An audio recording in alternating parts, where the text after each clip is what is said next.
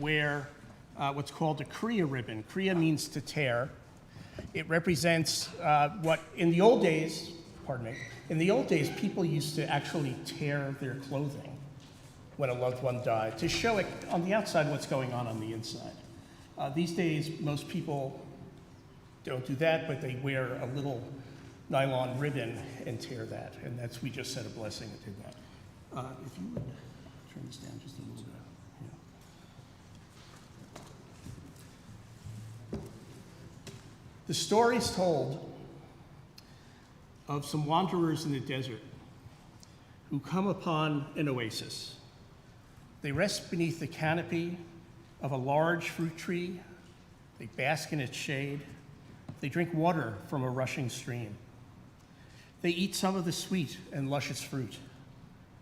When it's time to leave, they wonder how can they repay the many gifts the oasis has given them.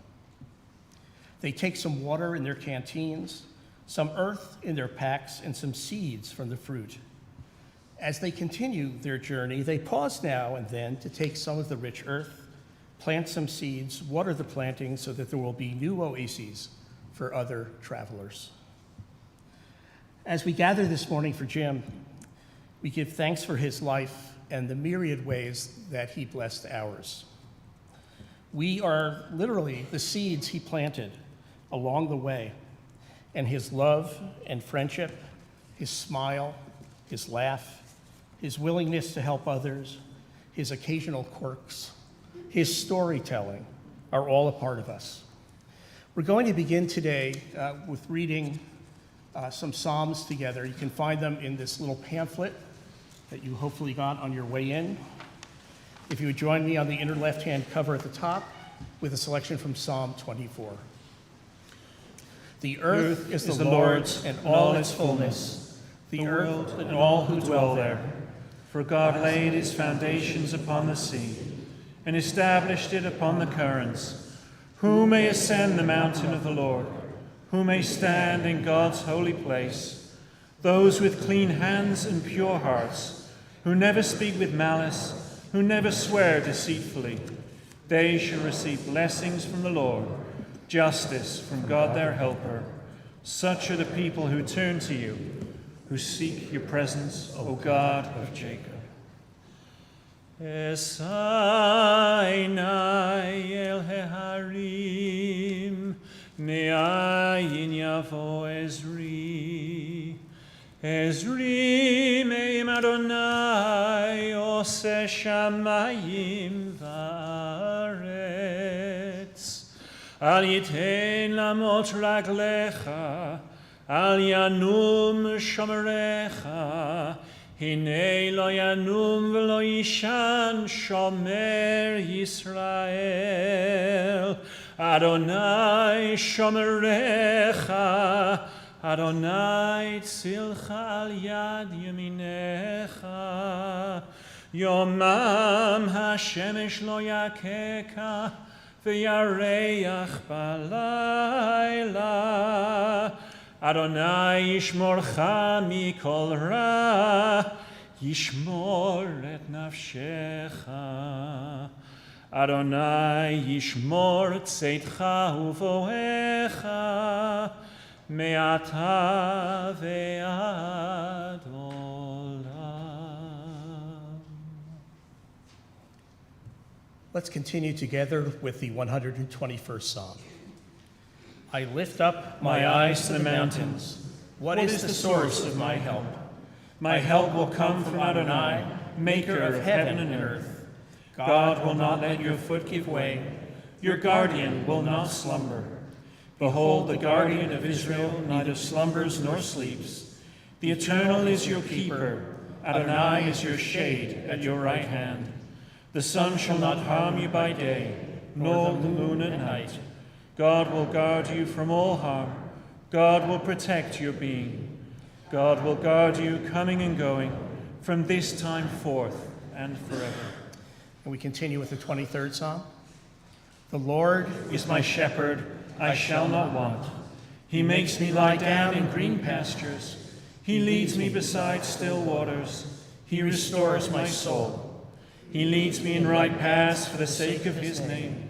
Even when I walk in the valley of the shadow of death, I shall fear no evil, for you are with me. With rod and staff you comfort me. You have set a table before me in the presence of my enemies.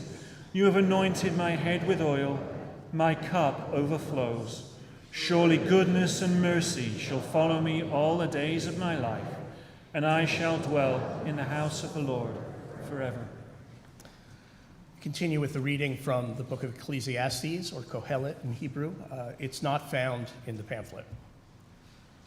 There is a time for everything, a time for every experience under heaven, a time to be born and a time to die, a time to plant and a time to uproot what has been planted, a time to destroy and a time to heal, a time for tearing down and a time for building up, a time to weep and a time to laugh, a time to wail and a time to dance, a time to throw stones and a time to gather stones, a time to embrace and a time to refrain from embracing, a time to seek and a time to lose, a time to keep and a time to discard, a time to tear and a time to sow, a time for silence and a time to speak.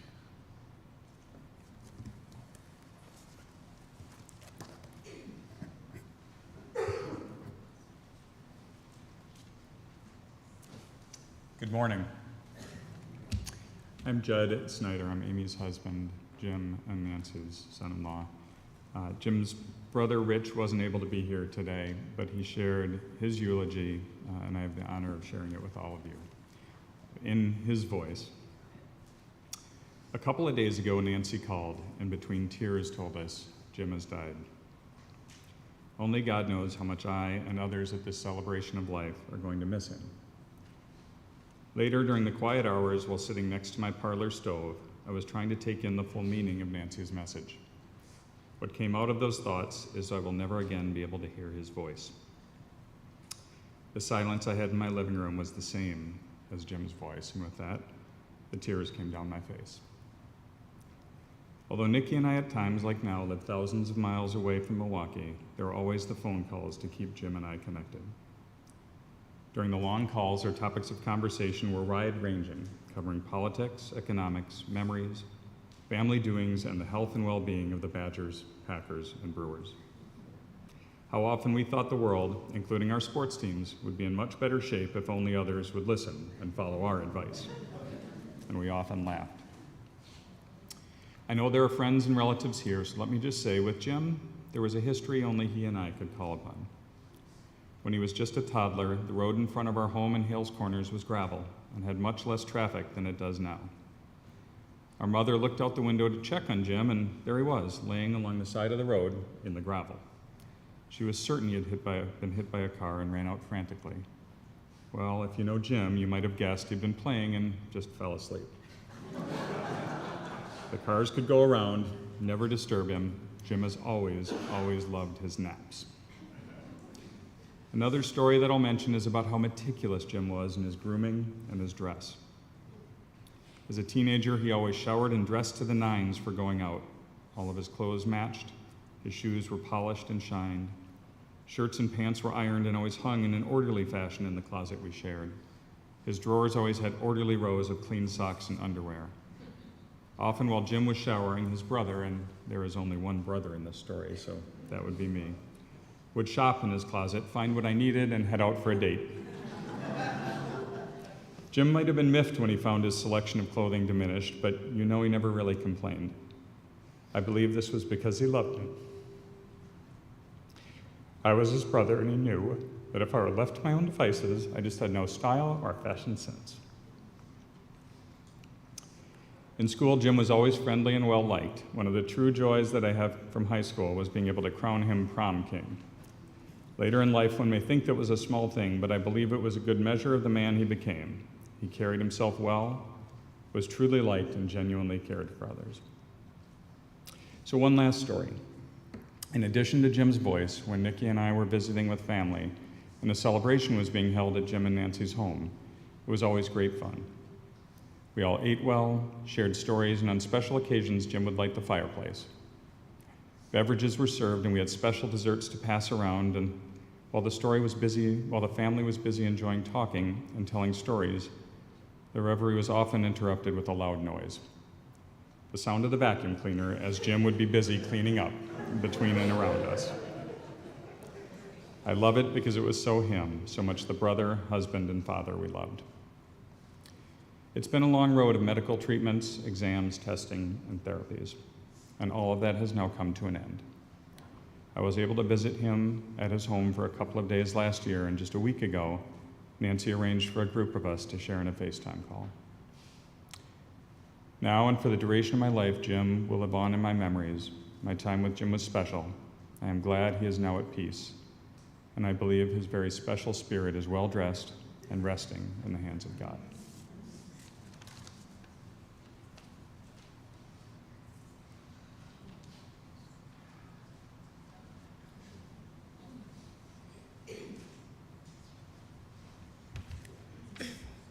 Hi, I'm Mia Hall.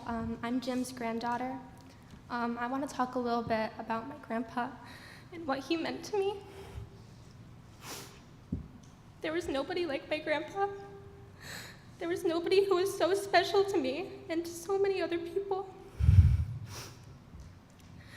There was nobody that could make me laugh with all the small things he did, and nobody that could make my day by dropping off a carton full of junk like he could.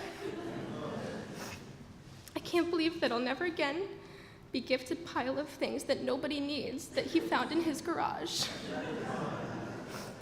One particular trip, he brought me an old MCAT book, a locked diary with no key, and a file holder. But even those small, strange gifts meant the world to me because they were from him, because he meant the world to me.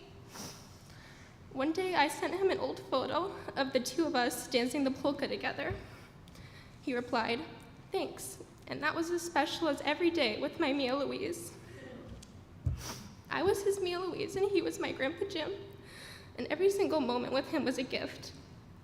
Every day was special when I got to spend it with him, though I may not have realized it at the time. Every moment was precious. Every time that I would look into the audience from the stage and see his spiky head of hair and his signature mustache, when he would pat the seat next to him that he had saved just for me, every time that he held my hand. What was most special to the two of us was music. Grandpa bought me my first guitar that was truly mine. He picked me up in his Volkswagen with little to no warning, and he whisked me off to the guitar shop. And after a long time of grilling Wade on the quality of the guitars and thinking he knew much better than he did, I played for him in the shop, and I saw his eyes light up, and I saw a light bulb go off in his head. There's another musician in the family. From then on, he plotted to put me and some of my friends in a band with him and some of his friends. We joked about wearing matching outfits, but I think he was serious at times. He was so proud that day that he bought me my first guitar, and he almost doubled over in ecstasy when I told him that not only did I love guitar and singing, I also loved country music. From then on, he would drop by, unannounced of course, to hear me play guitar, usually some oldies or cowboy songs. During the last weeks of his life, I would come to the hospital and play him songs, usually Fleetwood Mac or Wagon Wheel by Darius Rucker. But the song that was most special to us was Red River Valley. Ever since I was a little girl, when he held me on his lap, he would sing that song to me, and he sang me that song my whole life. When he would sing it with his band, it felt like he was singing it just for me, and I got to return the favor by playing and singing it to him. Those memories with my sweet, quirky, silly, thoughtful grandfather are those that I'll cherish for the rest of my life. We had a bond like no other, and I know that I'll spend the rest of my life missing him. He always believed in me, and he was so proud when I started doing theater, and he came to see every single play or musical and he always thought I was excellent, no matter what role I got. He was just so happy that I was performing and that he could watch me. He fought so hard to make it to my play this fall, and he was so proud of me for getting my role, and I know that he will in some way be there with me when I perform, cheering me on like he always did. And I know that for the rest of my life, he'll be watching over me and making sure I keep music in my life, and I know that I'll keep trying to make him proud.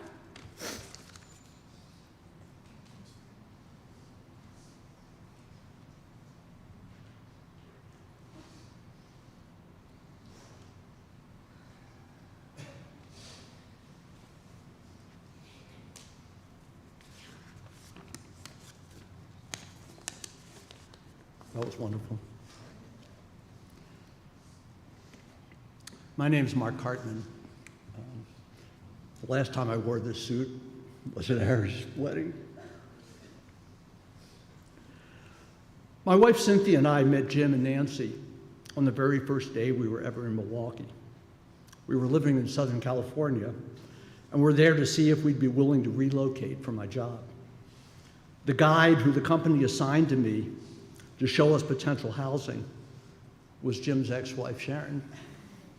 We had mentioned to her that our son was in a Jewish day school, and she took us to the Jewish day school here, and we met Ari and Becca, and then she took us over to the Stillman's house, and we met Marge and the Mushin kids, and then we met Jim. Our 18 years in Milwaukee followed from that kismet, as Jim pretty much ordered me to move there, and of course to join Sinai, which really became the organization that our lives revolved around for the entire 18 years we were in Milwaukee. Jim was a complex man. He was intellectually curious and was both a teacher and a student. He was especially a teacher during those seders that we would have at Doji's house. And believe me, his teachings took longer than this eulogy will. He was very people-oriented. And I think that he taught psychology all those years because he found people so interesting. In many ways, he was a man's man. He was handy, he was athletic, he was a bit dashing, and he was take charge. In fact, once he took charge of the Sinai Brotherhood, he never let it go. But he spent his life surrounded by strong women, 4 daughters and a wife who loved him dearly, but who often exasperated him because they just wouldn't listen to his sage advice all, or maybe most of the time. He was also charitable and kind, whether it was driving every bit of leftover food from a Brotherhood event to a homeless shelter, or doting on Doji's every need in her last years. And Jim was artistic.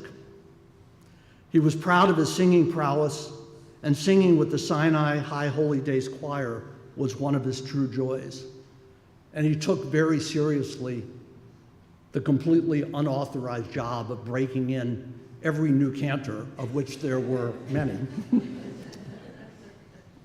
And I got a lot of secret amusement following his many attempts to put, along with Cynthia and our son Walter, just this last month, and enjoying one more outside Shabbat here at Sinai with them.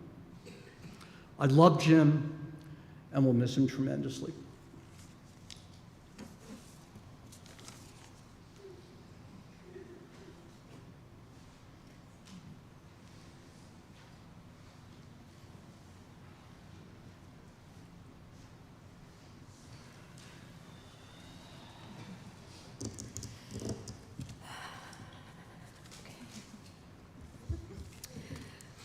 Okay.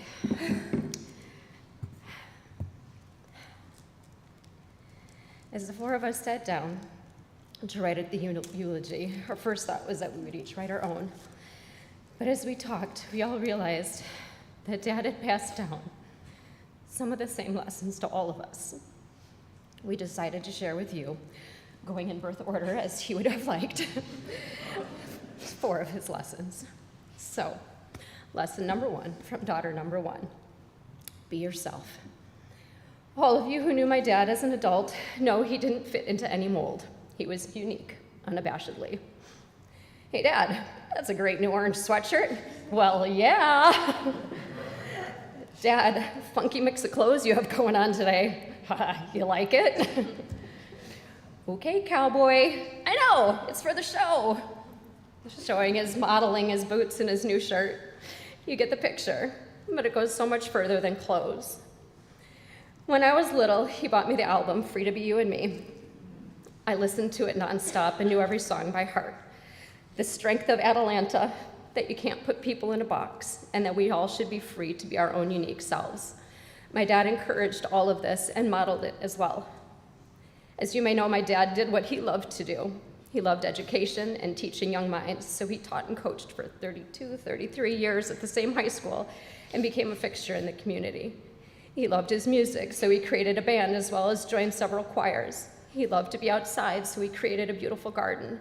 He loved his faith, so he joined the temple and became fully integrated in the community. He loved to clean, so he cleaned. With our dad's encouragement, we all learned to embrace our own sense of self as well.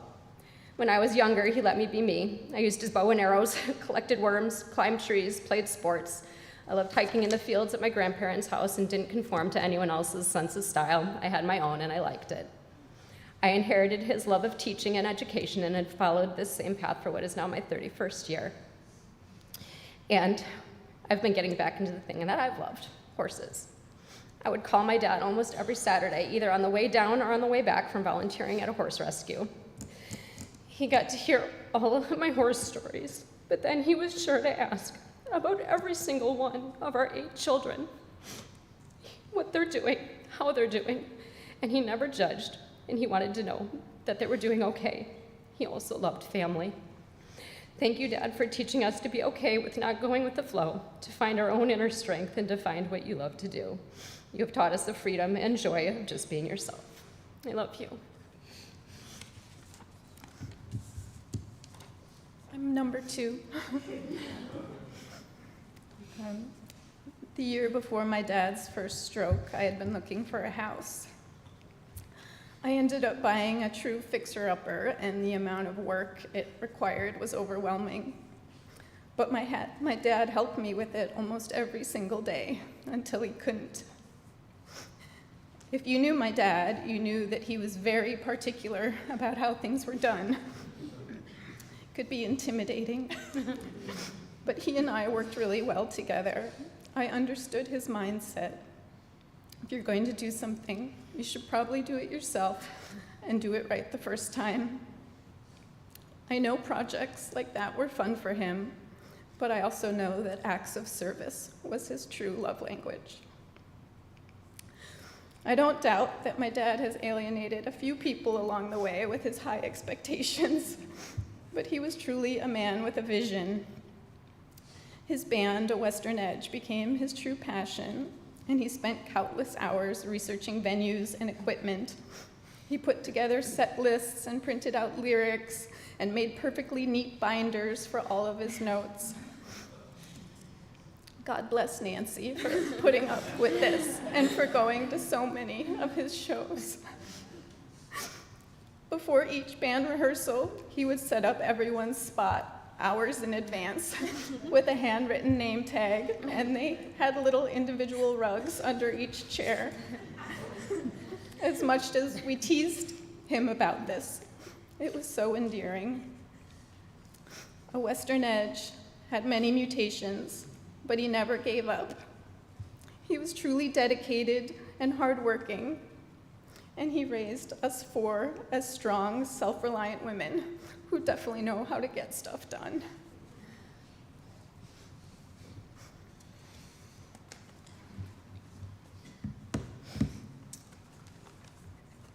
Dad, you taught us to be self-reliant people who definitely know how to get stuff done.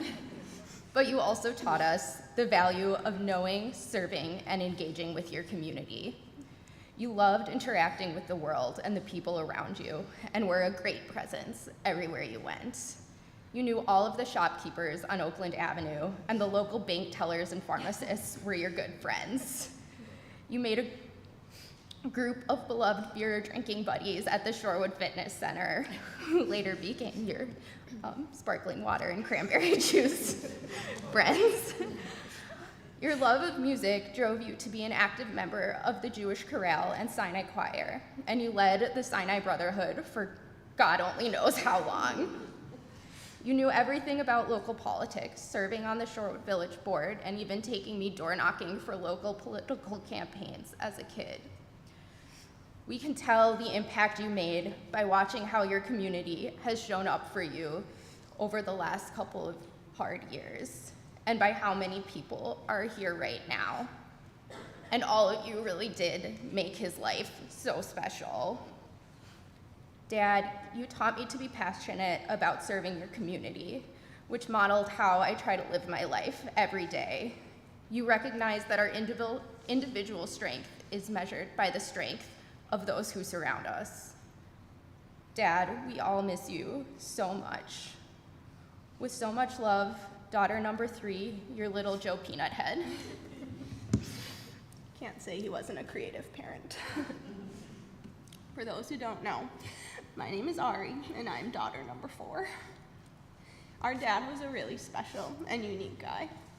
I think everyone in this room knows at least a little about that through the stories that we've shared up here today, but also, hopefully, through your own interactions with him. While our dad dying has been so hard and heartbreaking, the stories people have shared through calls, Facebook messages, texts, have showed us that he made an impact on truly everyone he met. He, like Becca said, he befriended bank tellers, new neighbors, the cashiers at Bliffert's, which was his favorite place to go, maintenance men, our soccer referees. He really made friends everywhere. And as my sisters and I were reflecting on his life, we realized it's because he truly saw the humanity in everyone. He believed every person had an important place in this world, and he loved talking to people to find out where they could fit into his. He stretched all of us to think outside of our own boxes, encouraged us to be open to others who may be a little different than us, and always reminded us that independent thinkers and independent women make the world go round. As his daughters, he also saw each of us as our own unique person, even if he mixed up all of our names occasionally. Dad, I will miss our phone calls, your happy voice saying, "Hi, Arbar." And we will all miss you bringing us Cops ice cream and chocolate malts and Goody Gourmet popcorn for birthdays and holidays. But most of all, we will miss the lessons that we didn't realize you were teaching us along the way. We love you, and we are so lucky that our dad's memory is a blessing.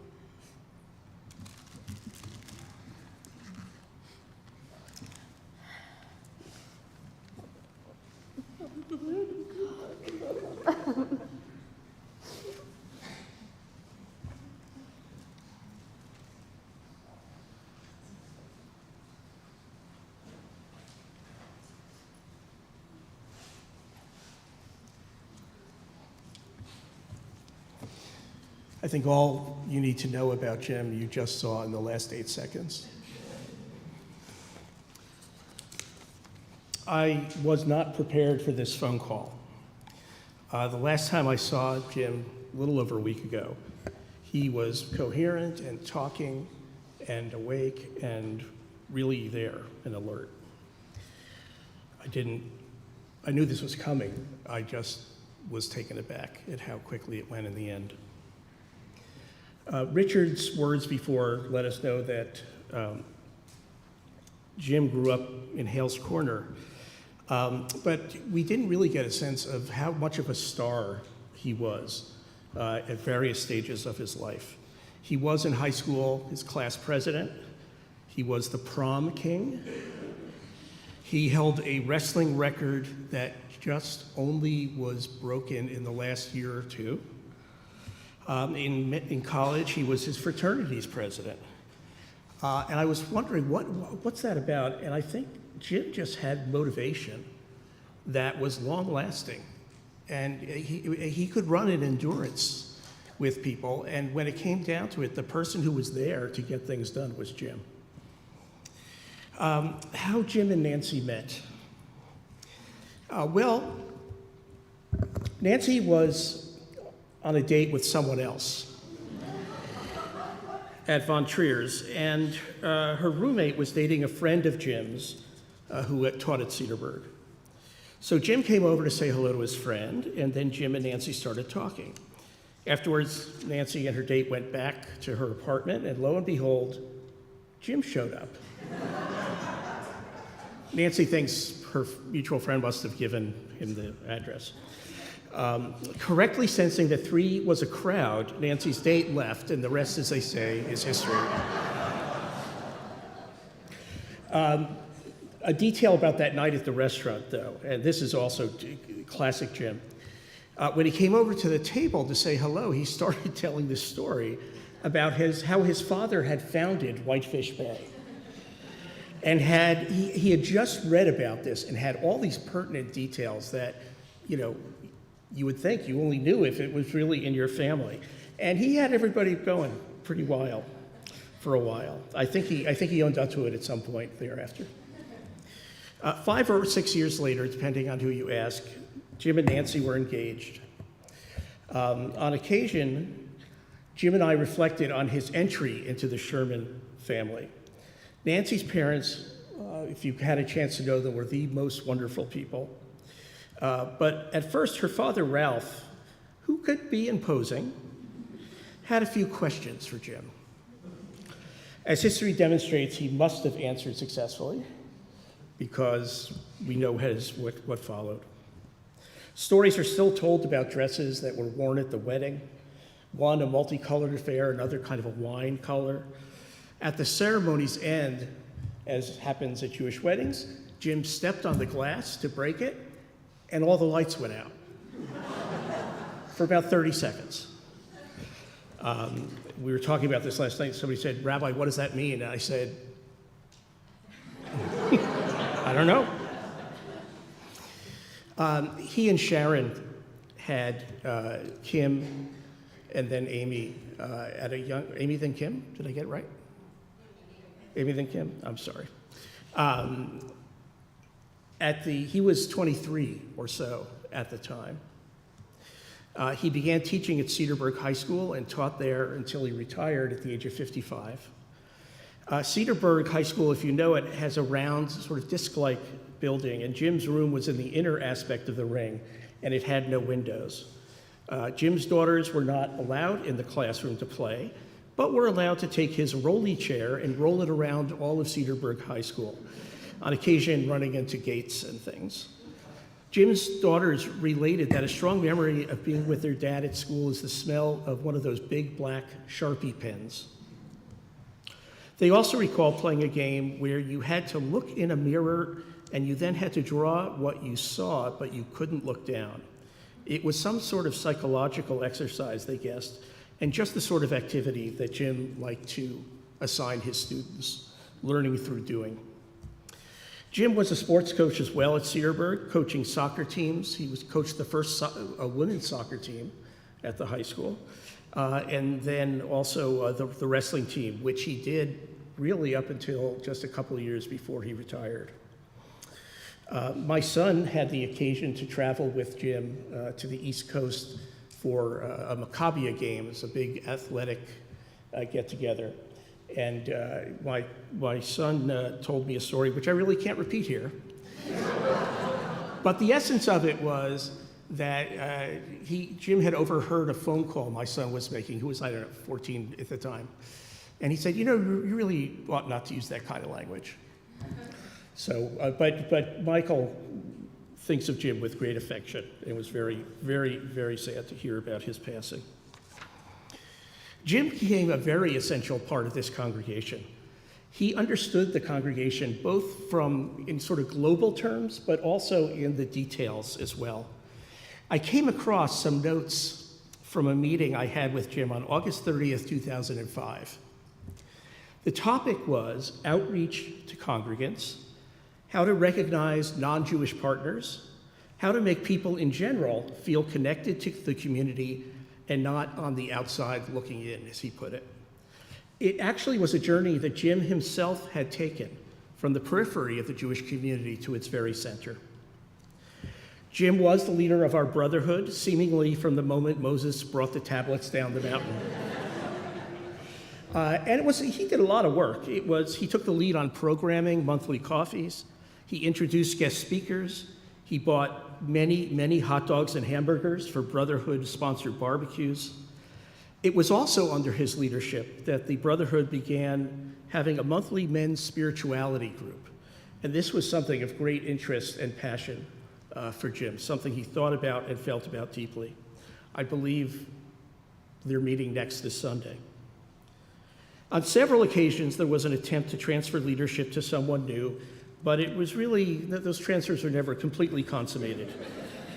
Jim was always the hidden hand of the market, so to speak, keeping an eye on things. Even as his capacity was waning this past year, he was still making plans to help redo our congregation's playground in the backyard. Jim was active, as was mentioned, in the Jewish chorale and was an active part of our High Holy Day choir, and I know that there are numerous people here today who are parts of those groups and will join us in singing as we're going on here. He was a fixture in the humorous retellings of the story of Queen Esther at Purim. One year, Jim would appear as the doltish King Ahasuerus, the next year as the evil Haman, and then the next year as the wise Uncle Mordecai.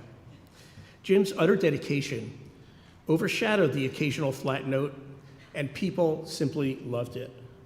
Whether it was in costume for the Purim play, or in a 10-gallon hat and the boots, all duded up for a musical set with Western Edge. One of Jim's pronounced quirks was that he was a creature of habit. He bought his house in 1979 and never moved. In 1981, he built on an addition, doing most of the work himself. Back then, it was dubbed the New Room. Today, 32 years later, it is called the New Room.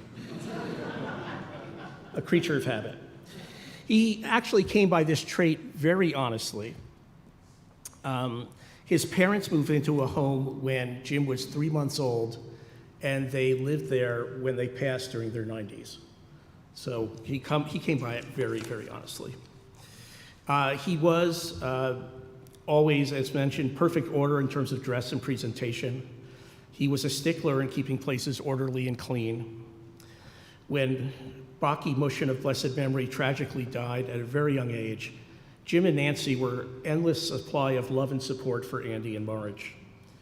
Yesterday, Marge shared with me that after every evening in the week following the funeral, when in the evening over 100 people would cram into their living room, Marge and Andy's living room, so much so that during the 20-minute service, you could feel the floor kind of, we were all hoping that floor was going to hold, and it did.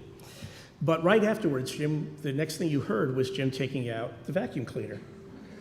And he made sure that there was nothing left to clean up.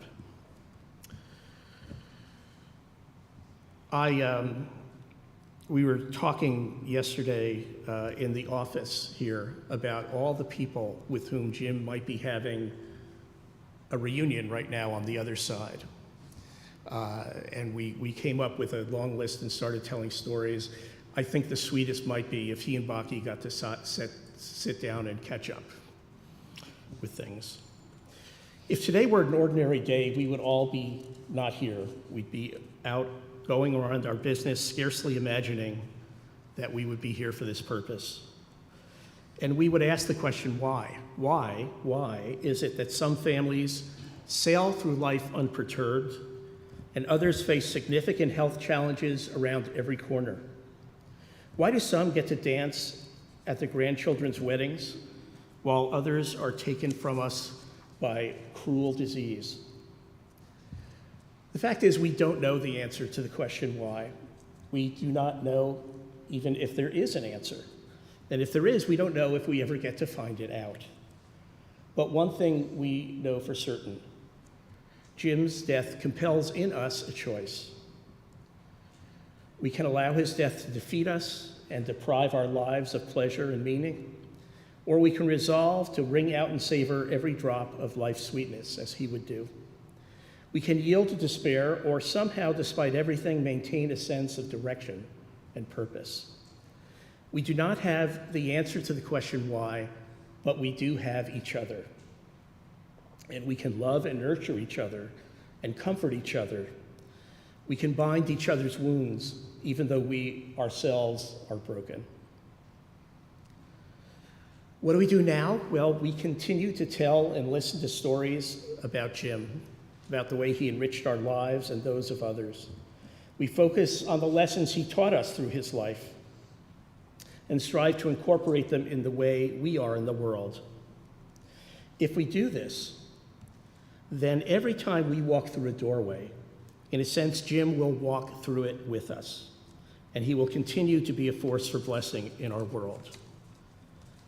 When we are friendly and go out of our way to greet people and welcome them and make friends wherever we go, when we insist on being our own unique selves, when we take on projects that most people would pay someone else to do and do it really well the first time, when we try to remember what's important and to enjoy what there is to enjoy, when we try to assure our children that we will do all we can to love and protect them and tell them how much we love them,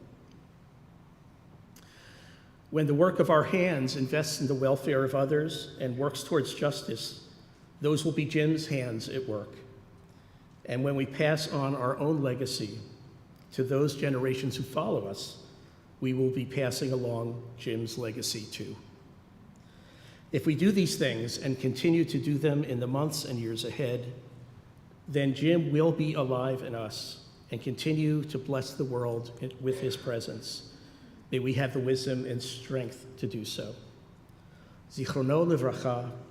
May Jim's memory be a blessing, and may we be a blessing to Jim's memory.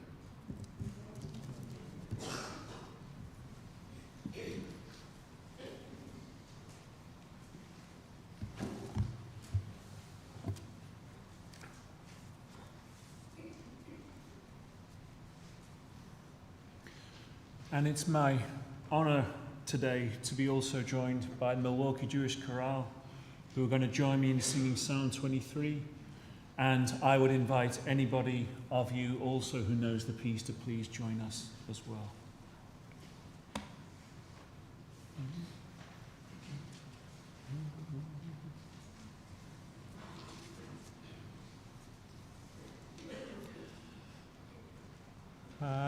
Adonai roi lo echsar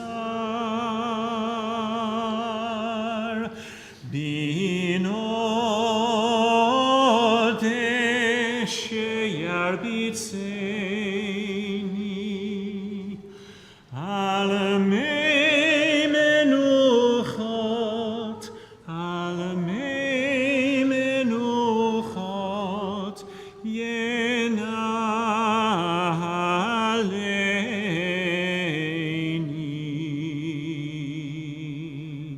Nafshi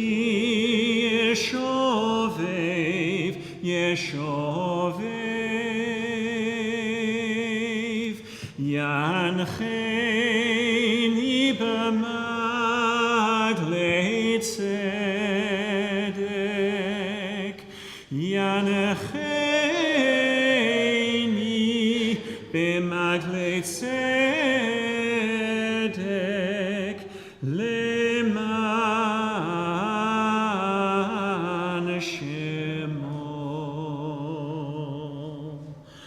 Gam ki elech b'geit al mavet lo irara ki ata imadi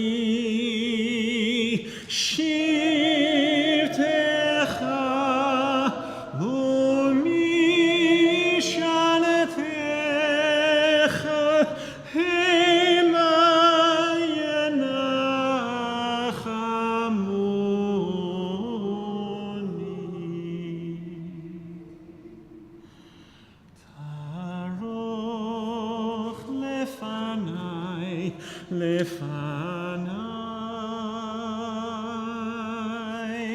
שולחן נגד צורריי,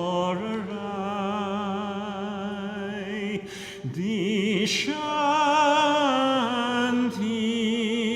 ושמן ראשי, כוסי רוויה. אך טוב וחסד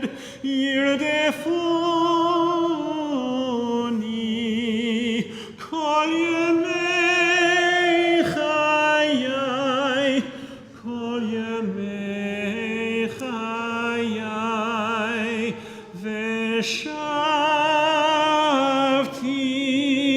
בבית אדוני לאורך ימים.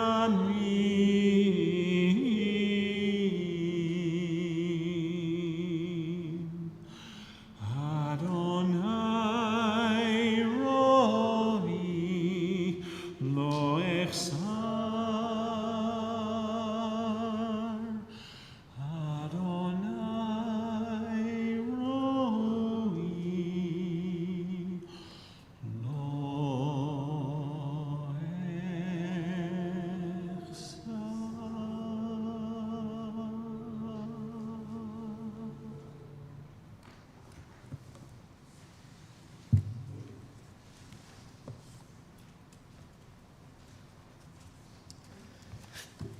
In a moment, we're going to conclude the service here at Sinai with the chanting and then reading an English translation of El Malei Rachamim, which means God full of mercy.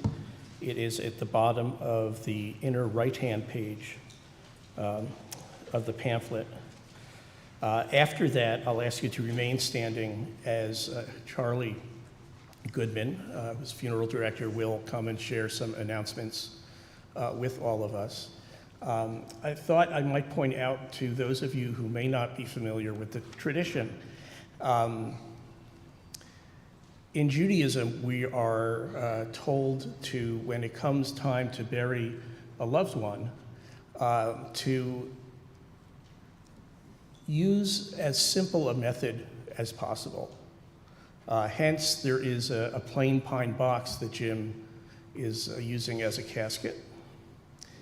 And the idea goes back 2,000 years to a rabbi named Gamliel, who was on his deathbed, and he said, listen, he was a fantastically wealthy landowner in Jerusalem. And he said, when I'm gone, when I cross over, we're all the same. All the status we may have had, all the accoutrement of life we have, we can't take with us. So, you know what, don't get ostentatious with a casket. Don't get ostentatious with how you remember me. Take in what I taught you in life and don't worry about that other piece. So if you've never seen one just like this, that's the story behind it. For now, if you would please rise.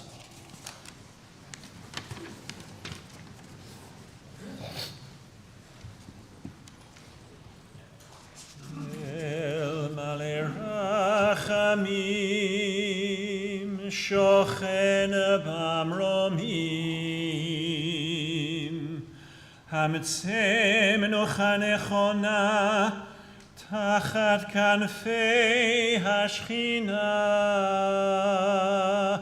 אם קדושים וטהורים כזוהר הרקיע, מה זהירים את נשמת יעקב בן אברהם ושרה שהלך לעולמו. בעל הרחמים יסתירהו בסתר כנפיו לעולמים, ויצרור בצרור החיים את נשמתו. אדוני הוא נחלתו.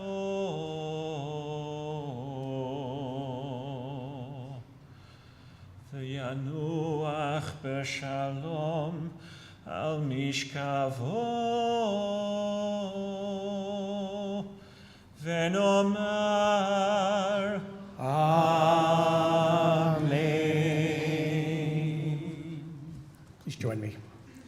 O God, full of compassion, eternal Spirit of the universe, grant perfect rest under the wings of your presence to our loved one, Jim Stillman, who has entered eternity. Master of mercy, let him find refuge forever in the shadow of your wings, and let his soul be bound up in the bond of eternal life. The eternal God is his inheritance. May he rest in peace. And let us say, Amen.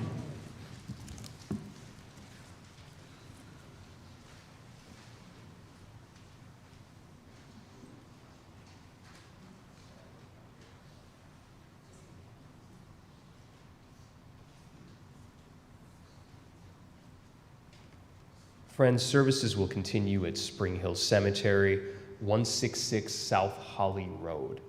We will not be going in a procession. Following burial today until 5 p.m., the family will see everyone at 1825 East Lake Bluff Boulevard in Shorewood. That's today until 5 p.m., and then there'll be a gathering on Saturday from 5 to 8 p.m. For those of you who need instructions to the home, we have them printed on maps outside the sanctuary and cemetery directions on QR codes. Should you need tech support, feel free to find either myself or John. We will make sure you make it there. At this time, we ask that everyone stand and remain standing until the casket has left the sanctuary. At this time, we invite the pallbearers forward.